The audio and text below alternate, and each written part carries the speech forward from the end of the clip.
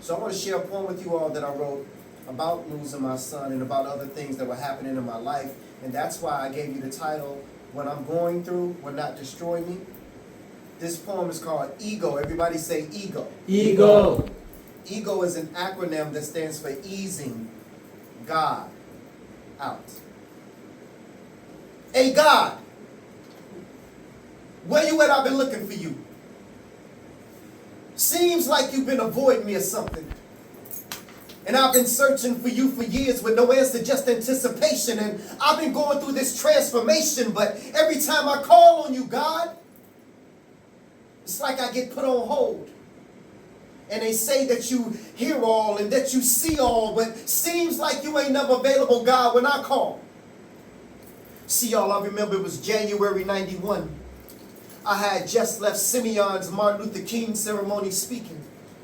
I wasn't feeling too well that day. Little did I know that all the while, my appendix had been leaking. And where were you, God? Just what I thought, nowhere to be found. And if it wasn't for my son's mother going to St. Bernard's, taking me to St. Bernard's Hospital that night, Black Ice wouldn't be here with you right now.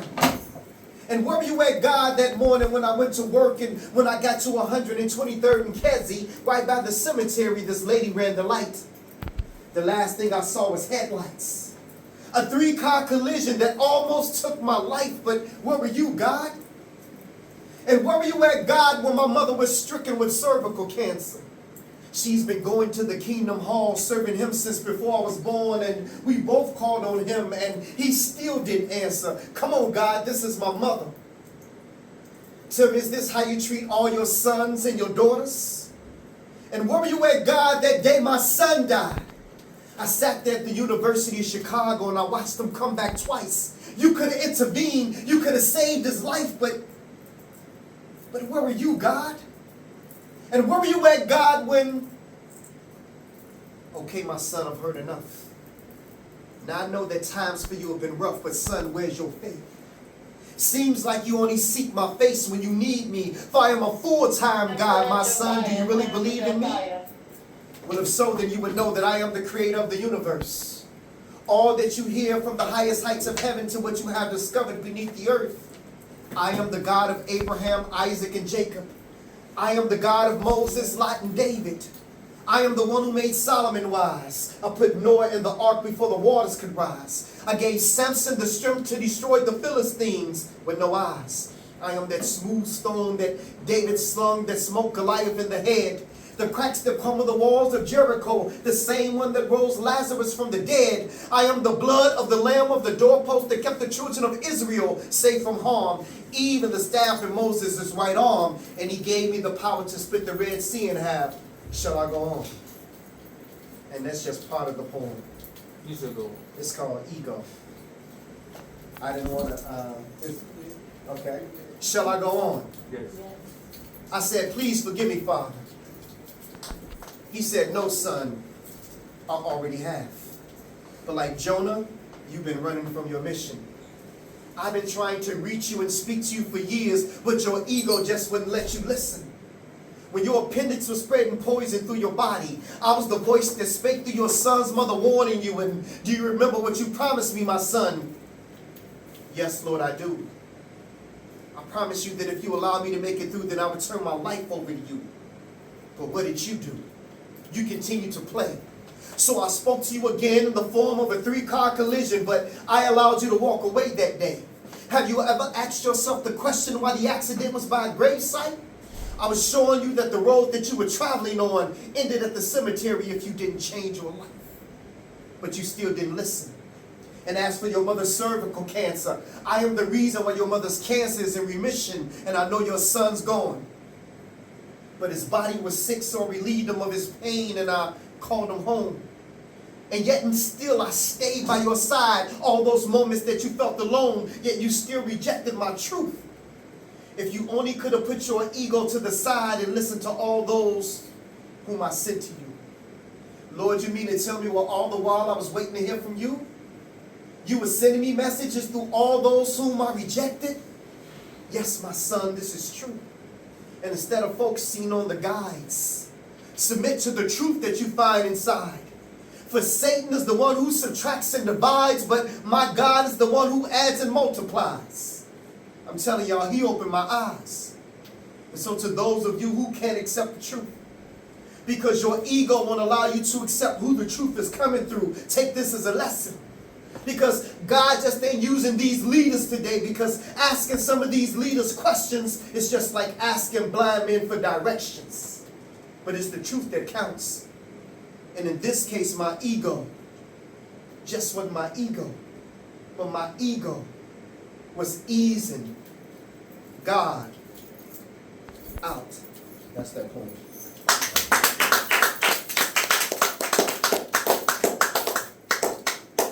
So what questions do you have about that poem? That poem was not an easy poem to write, because every time I read it, I got to talk about the death of my son. So it's a very hard experience to share. How long did it take To write it or to... like write it? I didn't want to talk about it for a minute. And I didn't want to think about it for a minute. So it took me a while to write it, maybe about a year after my son had passed away. Or, after some of these things that happened in my life, it took me about a year. But after I wrote it, then I started reading it until I memorized it. And then I started speaking it like Orion said, speaking these things, because that's where your power to take over what you're going through happens, when you start talking about it. If you don't talk about it, whatever is bothering you is going to overpower you and rule you. But once you start talking about it, you take the power away from it. What's your question? Okay, what was your question? My question was, never mind. Yes. I had two sons. My youngest son is 26. My oldest son would have been 29 by now. But now I have a total of two more, because when I married my wife, she had a daughter, and I adopted a son. I came into his life when he was 2. He's 26 now. His father wasn't involved in his life. And so I fell in love with him. I'm like, you're going to be my son. He calls me his dad, and I'm there for him anytime he needs me. What made you start like writing poems? What made me start writing poems was listening to songs on the radio. And all the songs that you listen to on the radio are really poems. If they're singing it, they're singing the poems. If they're rapping it, they're just rapping the poems. It's rhythm and poetry, R-A-P, rap, rhythm and poetry. And so I was like, I love these lyrics. And I started writing lyrics down myself. I started writing about nature, the things that I saw. And they were very simple at first, until I started writing about things that were happening in my life. Yeah. Anybody else? I know you got a question. You got a question. What about you? Okay, anybody else have a question? Okay. Yes, go ahead.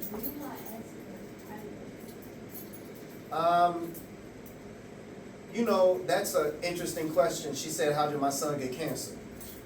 The honest question is, we don't know. One day he just came home and he started saying that his leg was hurt. And I was like, okay, well, he loved playing football. I was like, maybe you hit it or something or whatever. But he was describing it in a different kind of way, like it was tingling or something was going on. And when I took him to the doctor did an x-ray and saw that there was a tumor inside of his bone in his leg. And so the first surgery that he had, they had to cut the bone out that the cancer was in. And they replaced it with an artificial bone. And so for a while he had to walk on crutches, and he had to kind of rehabilitate himself to learn how to walk again and everything. So that's when he was getting stronger before the cancer came back. And when the cancer came back, it wasn't in the leg anymore. It was all up in like his chest and his lungs area. And it got to the point where he just couldn't breathe. Thank you, I appreciate it. Yeah. But it's those tragedies that we have to turn those problems and those hard things that we go through in life, we got to turn those into victories. My son passed away, but I am not letting my son's death be in vain. I'm sharing his story with everybody that I can share it with through the poem E.G.O. And the poem E.G.O. has a way of touching people. And because people are touched, they start thinking about maybe things that they're going through in their life. And maybe they start sharing their story, and their story is going to help somebody else out. So believe me, your story is always going to help somebody else out. So never be afraid to tell your story.